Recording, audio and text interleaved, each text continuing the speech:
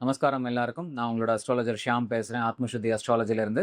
இன்னைக்கு நான் பேசக்கூடியது பரிகாரத்தை பத்தி. அதுவும் ரொம்ப முக்கியமா கரியர் பரிகாரம். அதாவது ஒருத்தருக்கு வந்து வேலை ரொம்ப சிறந்து விளங்கணும், இல்ல வேலையில இருக்கக்கூடிய ப்ராப்ளம் நீங்கணும், அண்ட் அதே மாதிரி உங்களுக்கு வந்து வியாபாரமோ இல்ல வேலையோ அதுல நல்ல அபிவிருத்தி இருக்கணும். இதுக்கெல்லாம் வந்து என்ன பண்றது? இதுக்கெல்லாம் பரிகாரம் இருக்கா?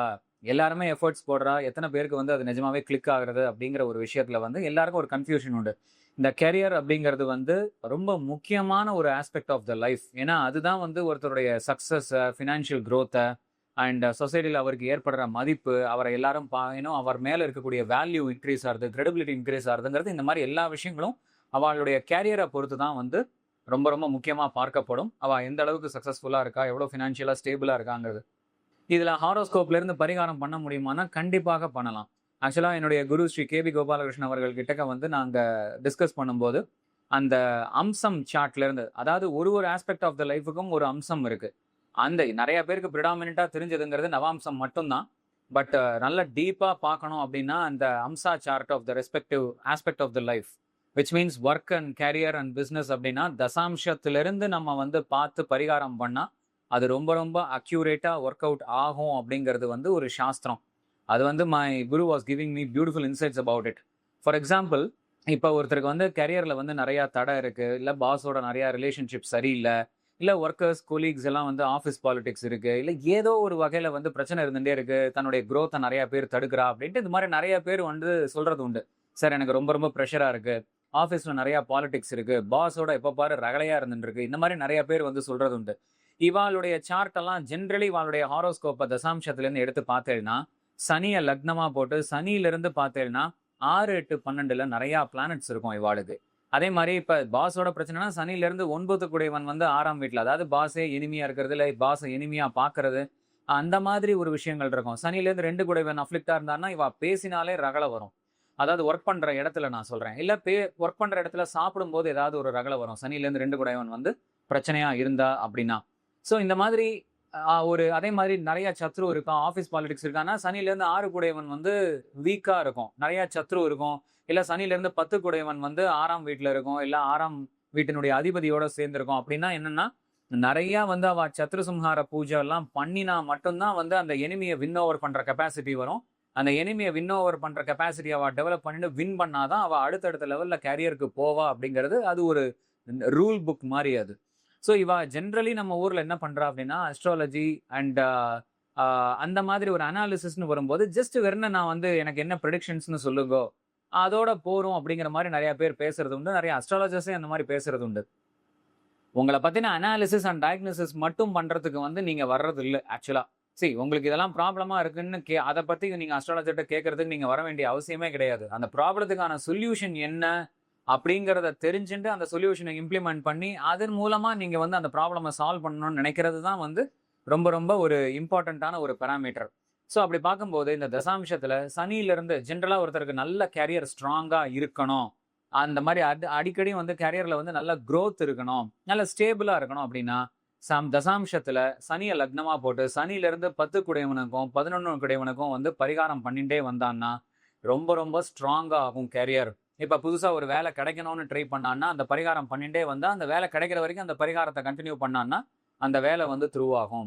அண்ட் அதே மாதிரி இல்ல நான் ஏற்கனவே ஒரு ஒர்க் இருக்கு, அதில் நான் இன்னும் க்ரோ ஆகணும்னு நினைக்கிறேன் அப்படின்னா அந்த சனியில இருந்து 10 and 11 குடையவனுக்கு வந்து நம்ம ஜென்ரலி பரிகாரம் பண்ணும்போது என்ன ஆகும்னா, ஃபர்ஸ்ட் உங்களுக்கான அந்த வசிய மோகன ஆக்கர்ஷணம் ஒர்க்ல வந்து இன்க்ரீஸ் ஆகும்.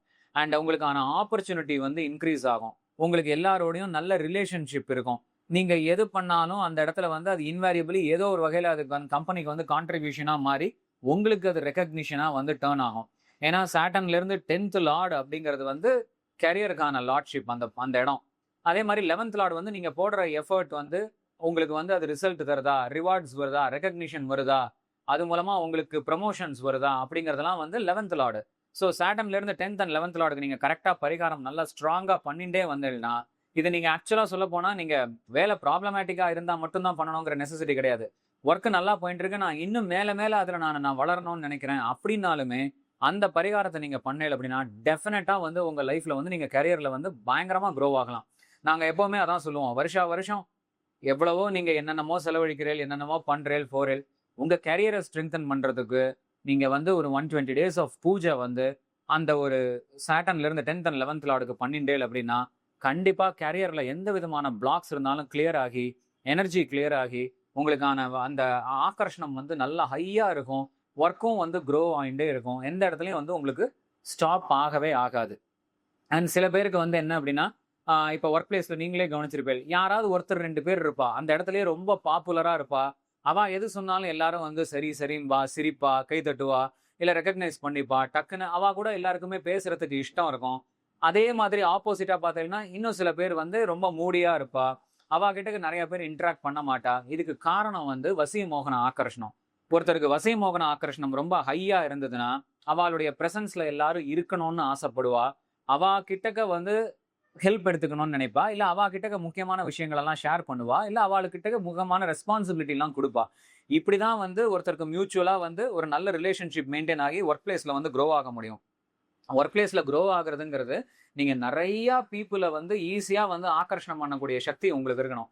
அப்ப வசிய மோகன ஆக்கர்ஷணம் எனக்கு இல்ல, நான் கொஞ்சம் மூடியா இருக்கேன், என்கிட்ட யாரும் பேச மாட்டேங்கிறா, இல்ல எனக்கு நிறைய பேர்கிட்ட வந்து ஈஸியா இன்டராக்ட் பண்றது கஷ்டமா இருக்கு, அந்த மாதிரிலாம் இருந்ததுன்னா ஜென்ரலி உங்களுக்கு ஒர்க் பிளேஸ்ல வந்து ஸ்பீச் நீங்க இம்ப்ரூவ் பண்ணிக்கிறதுக்கு கண்டிப்பா வந்து சாட்டன்ல இருந்து செகண்ட் லார்டுக்கு வந்து நீங்க வந்து விளக்கேத்திண்டே வரலாம். இல்ல உங்களுடைய வசிய மோகன ஆக்கர்ஷணத்தை நல்லா இன்க்ரீஸ் பண்ணிக்கணும், எனக்கு நல்ல ஆக்கர்ஷண சக்தி வேணும், ஸோ தட் நான் ஈஸியா நிறைய விஷயத்த நான் வந்து ஆக்கர்ஷணம் பண்ணணும்னு நினைக்கிறேன் என்னுடைய ஒர்க்ல அப்படின்னு நினைச்சேன்னா சனில இருந்து lagna lord, 5th lord and 9th lord, அதாவது சாட்டன்ல சனியை வந்து லக்னமா போட்டீங்கன்னா அதுல இருந்து லக்னாதிபதி, அதுல இருந்து 5 குடையவன், அப்புறம் அதுல இருந்து வந்து 9ஆம் வீடு, அதாவது சனில இருந்து 159 அப்படின்னு சொல்லலாம். இந்த 3 லார்ட்ஷிப்ஸ்க்கும் நீங்க விளக்கேத்திட்டு வந்தீங்கன்னா இல்ல பரிகாரம் பண்ணினாலோ, பரிகாரம்னா பூஜை பண்ணிக்கலாம். அதெல்லாம் லெவல்ஸ் ஆஃப் பரிகாரம். விளக்கேத்துறது ஒரு லெவல், பூஜை பண்ணிக்கிறது ஒரு லெவல், ஹோமம் பண்ணிக்கிறது அதுக்கு அடுத்த லெவல், அதுலயே இன்னும் பாத பூஜை அப்படின்லாம் இருக்கு. ஸோ அந்த மாதிரி லெவல்ஸுக்கு ஏற்ற மாதிரி நீங்க பரிகாரம் பண்ணிக்கலாம். பண்ணினீங்கன்னா பியூட்டிஃபுல்லான இம்பாக்ட் இருக்கும், ட்ரெமெண்டஸ் அமௌண்ட் ஆஃப் இம்பாக்ட் இருக்கும். ஸோ அதை பண்ணிட்டே வர வர என்ன ஆகும்னா வசிய மோகன ஆக்கர்ஷணம் நல்லா ஹையா இருக்கும்.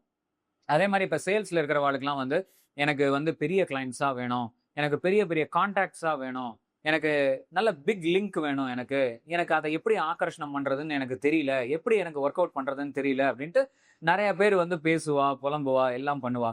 அவள்லாம் வந்து பார்த்தேன்னா ஜென்ரலா தசாம்சத்துல அவளுடைய ஹாரோஸ்கோப்னுடைய தசாம்சத்துல சனியில இருந்து 7 குடைவன் 7th லார்டுக்கு வந்து ஜென்ரலா பரிகாரம் பண்ணா அப்படின்னா எக்ஸ்ட்ராடினரியா ரொம்ப ரொம்ப நல்ல, அதாவது லா ஆஃப் அட்ராக்ஷன் பேரு. நீங்க யாரை அட்ராக்ட் பண்றீங்க லிங்கா அப்படிங்கிறது வந்து அந்த சாட்டன்ல இருந்து 7th லார்டு வந்து டிசைட் பண்ணும். அந்த 7th லார்டுக்கு வந்து நீங்க டெய்லி விளக்கேத்திட்டு நீங்க பண்றது இல்ல டெய்லி பூஜை பண்றது அப்படின்னு பண்ணிட்டு போனீங்கன்னா நல்ல நல்ல லிங்க், சாலிடான லிங்க், பெரிய லிங்க் எல்லாம் நீங்க வந்து அட்ராக்ட் பண்ண ஆரம்பிப்பேன். ஸோ இந்த மாதிரி ஒரு தசாம்சம்ங்கிற ஒரு advanced level of chart of the கெரியரை எடுத்து அதுல இருந்து வந்து நீங்க பரிகாரம் பண்ணும்போது ரொம்ப ரொம்ப ஸ்ட்ராங்கா உங்க கரியரை வந்து நீங்க இம்ப்ரூவ் பண்ணிக்க முடியும் அப்படிங்கிறது தான் வந்து ஒரு நிதர்சனமான உண்மை. அண்ட் அது அது வந்து யாருமே தசாம்சத்துல இருந்தெல்லாம் பார்த்து வந்து சொல்றது இல்லை. இன்ஃபேக்ட் தசாம்சத்தை பார்த்து பரிகாரம் சொல்ல முடியுமா, தசாம்சத்துல இருந்து ஒர்க்கை சொல்ல முடியுமாங்கிறதே வந்து நிறைய பேருக்கு தெரியாது. ஸோ என்னுடைய குரு வந்து அதை பத்தி நிறைய சொல்லுவார். தசாம்சத்துல இருந்து பண்ணும்போது எந்த அளவுக்கு இம்பாக்ட் இருக்கும், ரொம்ப ரொம்ப அக்யூரேட்டா இருக்கும். அது வந்து very very advanced method of performing பரிகாரா. ஸோ அந்த மாதிரி நீங்க பண்ணிட்டீங்கன்னா உங்களுக்கு நல்ல, அதாவது கரியர் வந்து நல்லா ஸ்ட்ராங் ஆகும்.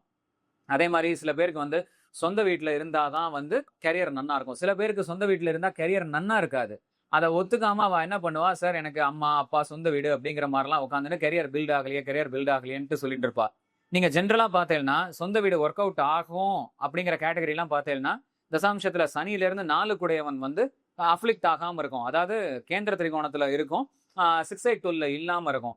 இப்ப சனியில இருந்து 4 குடையவன் வந்து உங்களுக்கு 6/8 இருக்கு, இல்ல ராகு கேது கூட சேர்ந்து இருக்கு, இந்த மாதிரிலாம் இருந்தது அப்படின்னா கண்டிப்பா அவ வந்து ஒரு 2-3 வருஷத்துக்கு ஒரு தடவை வீடை மாத்த வேண்டியிருக்கும். சொந்த வீடு, சொந்த ஊரு, சொந்த மனுஷாலோட இருந்தா கரியர் க்ரோ ஆகாது. ஸோ இந்த மாதிரி ரொம்ப ஸ்பெசிஃபிக்கான டீட்டெயில்ஸ் நீங்க எடுத்து பார்த்தேன்னா உங்களுக்கு ஏன் கரியர் க்ரோ ஆகல, என்ன பண்ணா ஆகும் அப்படிங்கிறது வந்து ரொம்ப தெளிவா தெரிய வரும். அந்த பரிகாரத்தை நீங்க பண்ண பண்ண உங்களுக்கு ட்ரெமெண்டஸான ஒரு growth வந்து வரும் அப்படிங்கிறது ரொம்ப முக்கியமான ஒரு விஷயமா வந்து நான் இந்த இடத்துல ஷேர் பண்ணணும்னு நினைக்கிறேன். அண்ட் அதே மாதிரி இப்ப நீங்க யூஸ் பண்ணக்கூடிய கேட்ஜெட்ஸா இருக்கலாம், இல்ல யூஸ் பண்ணக்கூடிய வெஹிக்கிள்ஸா இருக்கலாம்.